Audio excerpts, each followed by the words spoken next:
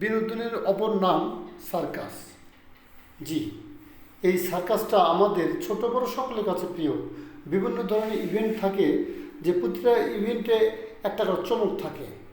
জি, আমরা কিন্তু দেখতে পাচ্ছি একজন সার্কাসের জোকারকে।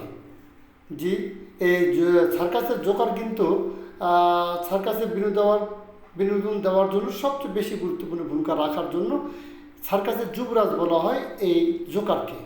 জি, জোকারের প্রতিটা খেলাতেই কিন্তু পারদর্শী হয়ে থাকে, যা আপনার এক একটা ইভেন্টে তারা মনোমুগ্ধকর একটা করে দিয়ে থাকেন, শর্ট দিয়ে থাকেন।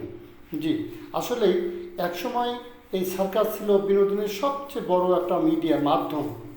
যদিও আস্তে আস্তে বিভিন্ন বিনোদনের ভিড়ে সার্কাসের প্রভাবটা অনেকটাই কম। জি, এই জন্য আমরা সার্কাসকে দেখি এবং উপভোগ